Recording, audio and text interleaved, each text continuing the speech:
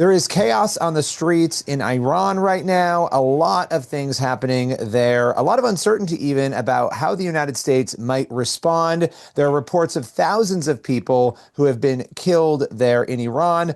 Lily, I appreciate you taking the time to join me as always. How you doing? Hi there, Billy. Thank you so much for having me on your show. Well, I appreciate you coming on. Obviously, getting a chance to chat with you in light of your background. You were born in Iran, you have family history there, and we'll talk about that in a moment. But in light of the work that you do, what has your reaction been to seeing what is happening on the ground there in Iran? It is not surprising, as you are aware, over the last few years, every couple of years or so, we see uprising happen in the streets of Iran. This one happens to be one of the most widespread in the nation. As we hear it, and it is very sad. It's very saddening. It is very concerning because of how many people are getting killed in the streets of Iran, across Iran, in every city and province. It's just very sad. But at the same time, we're lifting them up in prayers. We're encouraging them to stand firm. We're encouraging every believer, every viewer that watches our program to stand firm, to speak life in the darkness, to be the light of Jesus in every moment, every day.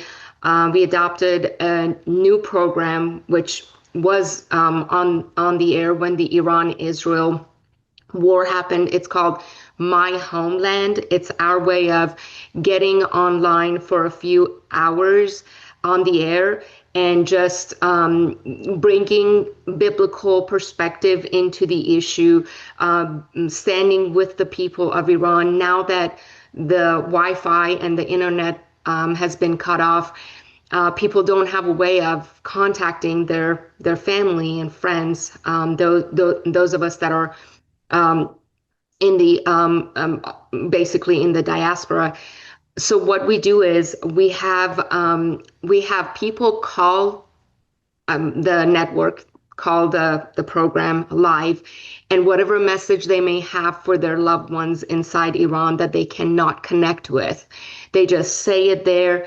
And I'm saying with people that are inside of Iran and want to let people know, their family and friends know that they are okay, or they're in turmoil. So we have been a way of communication between people in the diaspora as well as people in Iran. And it's been the response we've been getting has been phenomenal. We get so many calls and prayer requests on this program. Wow. It is unheard of. Well, I mean, as we're sitting here right now having this conversation, and this situation is changing and moving very quickly. CBS News is reporting that there could be anywhere from as many as 12,000 to 20,000 dead. These figures, though, are very hard to pin down because of the issues that you just detailed. When you have a government shutting off access for people to communicate, this is very, very troubling. I'm even afraid to ask this question because it's moving so quickly, the situation. What in your perspective do you think the U.S. should be doing right now? Because you do have a situation where there's some uncertainty about how America might respond to this. You obviously know a lot about this situation. We'll talk about your personal story in a moment. What is the best thing for not just the American government, but the American people to be doing right now? American people right now, there's honestly the only thing we can do is to be the voice of the people inside Iran. Just as many of us have been echoing the turmoil, the brutality of this regime to others, and lifting them up in prayers for their protection against the authorities and evil rulers in Iran, because they're really are trying to impose themselves on this nation. I personally believe that they're taking their last few breaths right now, and they're at the end of themselves. But it's just be the voice of the people.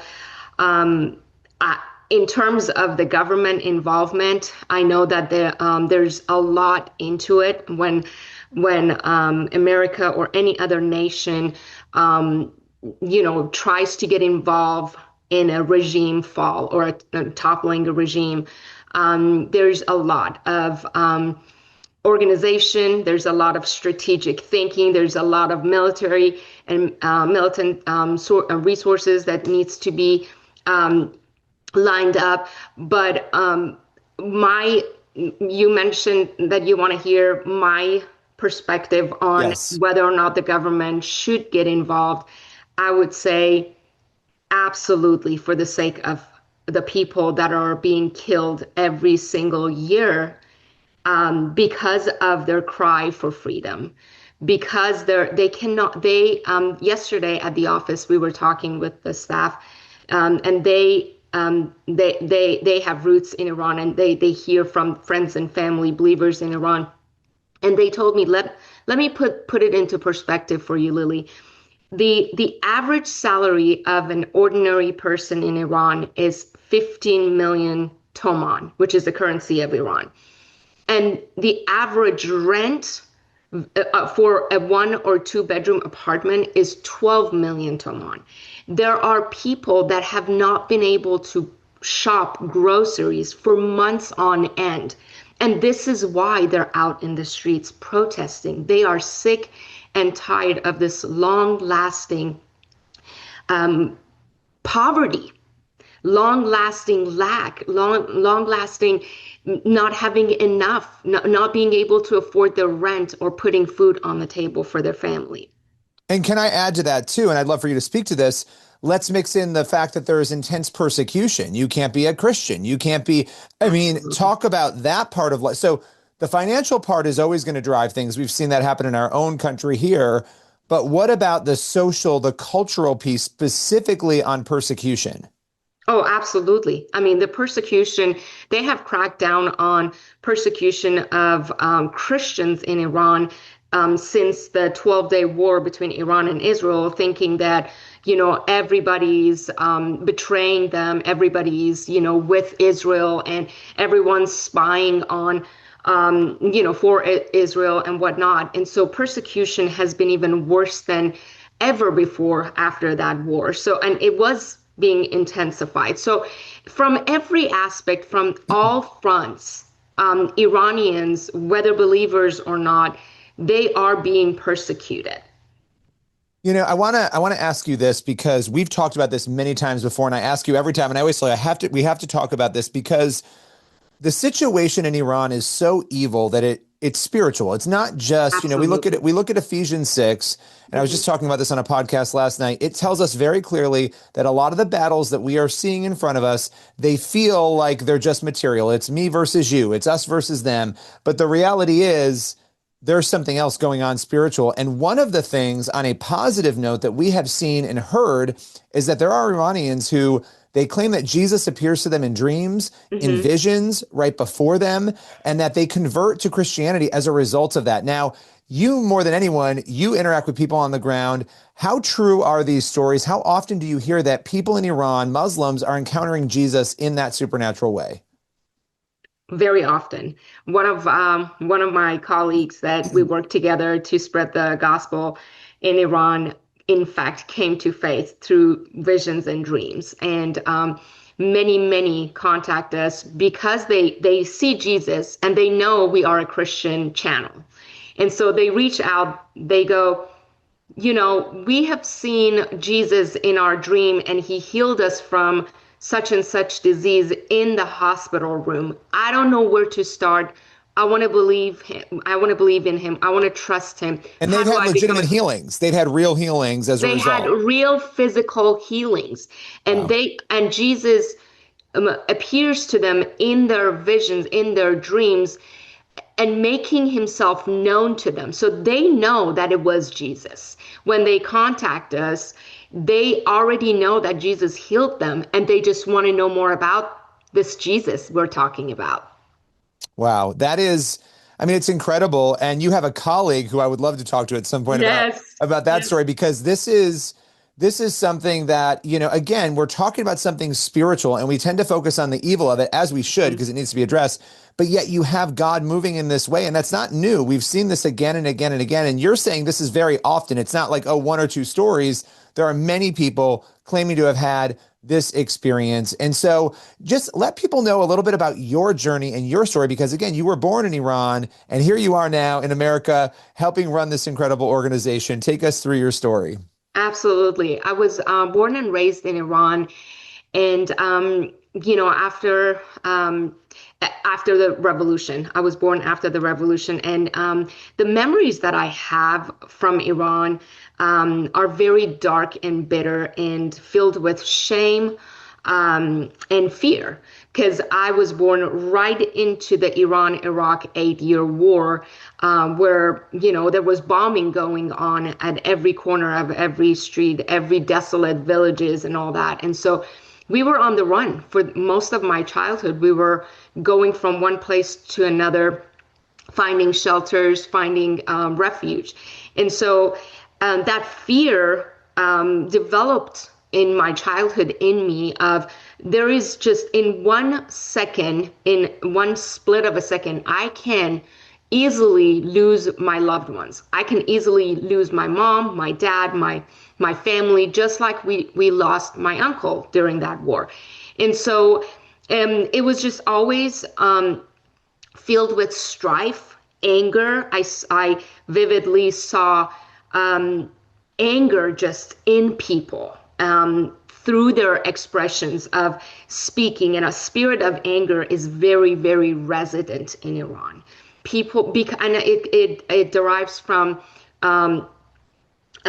being disillusioned, just not happy with anything that's going on in Iran, emotionally, mentally, socioeconomically. It just affects them in every way. And so I've got memories of the darkness of Iran. And when I was 16, my dad went bankrupt. And a lot, after I heard his story, a lot of it had to do with some sort of government intervention as well. That's how his company actually went down.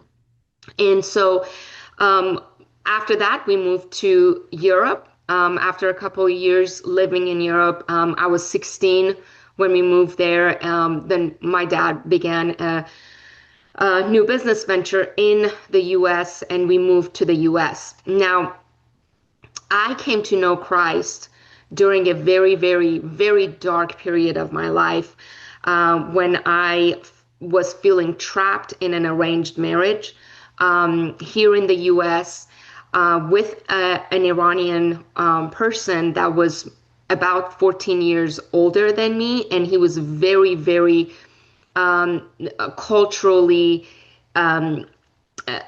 Iranian. And that culture of the man has to dominate over women and women has to submit to the woman.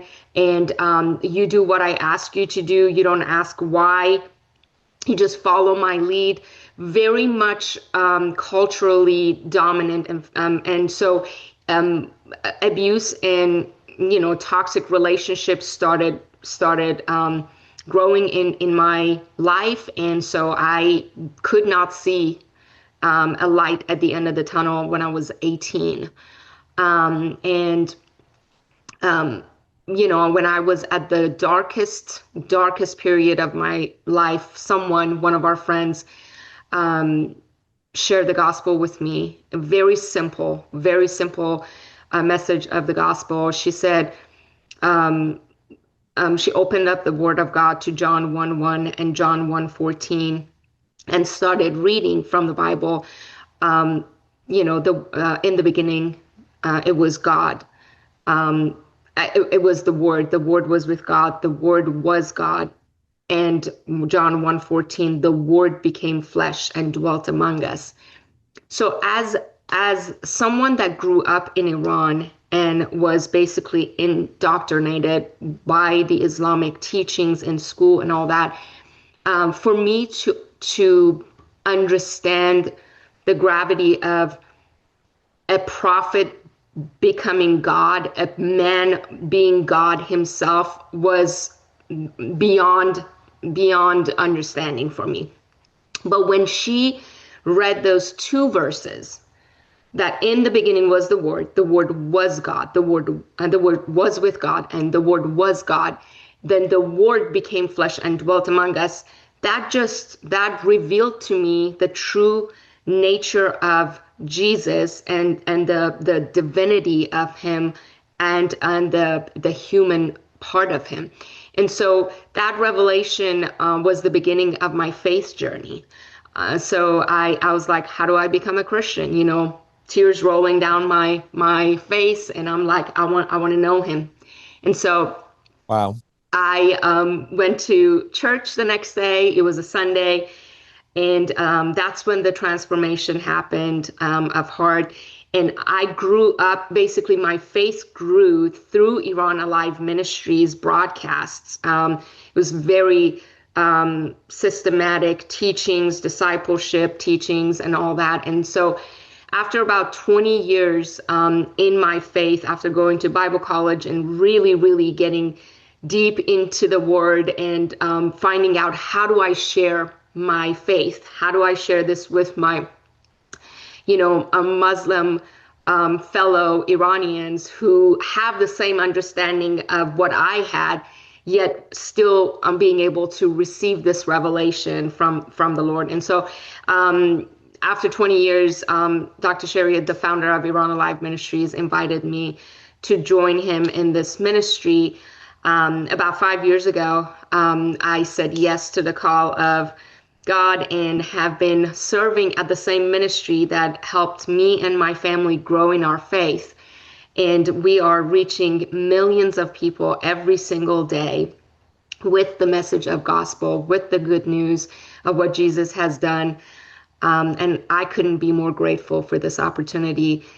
I know that I know that I know that I was born for such a time as this, to be his hands and feet, to share the gospel with my fellow Iranians so that we can spread the gospel into Iran. I love that. And I so appreciate you taking the time and breaking this down. As a final comment, what would your advice be for what to pray, for what Americans can pray, and not just Americans, anybody watching or listening to this right now? What should they be praying as they watch this situation unfold? Um, as you mentioned, Billy, this situation in Iran is demonic, it is spiritual. As you know, Iran has a rich history of 2,500 years of monarchy, and Iran's fate changed almost overnight to theocracy. And so we know that the grip of evil and demonic forces are on Iran because of the true calling that Iran has to be that center in the Middle East, to be able to influence the entire Middle East with the message of gospel. And so Iran holds a very, very powerful influence in the Middle East. So we need to pray against demonic forces, principalities, powers of darkness, evil rulers and authorities, to be lifted and completely cast out of Iran. This is a true demonic attack, demonic oppression that has been on Iran and Iranians for the last 47 years. Well, I so appreciate you taking the time, breaking this down, joining us. We'll have you back as new details unfold. Thank you so much. Thank you, Billy. I appreciate you.